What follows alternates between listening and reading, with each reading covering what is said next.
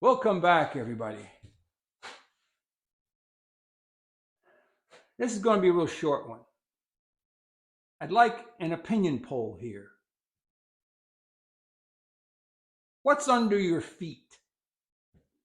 Do you have cement or concrete on the floor in your workshop? Most people who have garage workshops usually are working on concrete.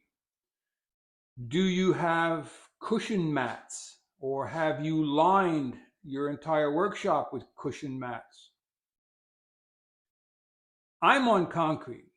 I've always wanted a wooden floor. But where I'm standing, there used to be a 4,000-pound CNC lathe, and that had to sit directly on concrete. So I used to have a cushion mat in front. I'd wear them out. And in fact, I wore part of the concrete out where I used to stand and shuffle back and forth between the miter station for trimming the ends and feeding the lathe, and back and forth and back and forth and in and out and so on.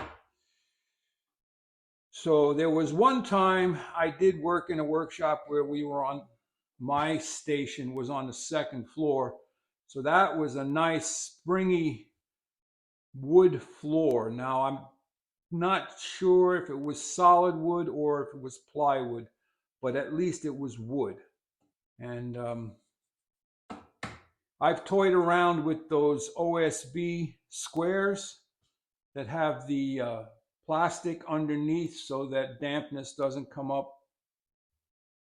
But I don't like the concept of OSB. I'd have to cover it then with like white pine or something. So I'd love to know what you walk on in your workshop. So that's about it for this one. But I will ask you another question, seeing as this is an opinion poll.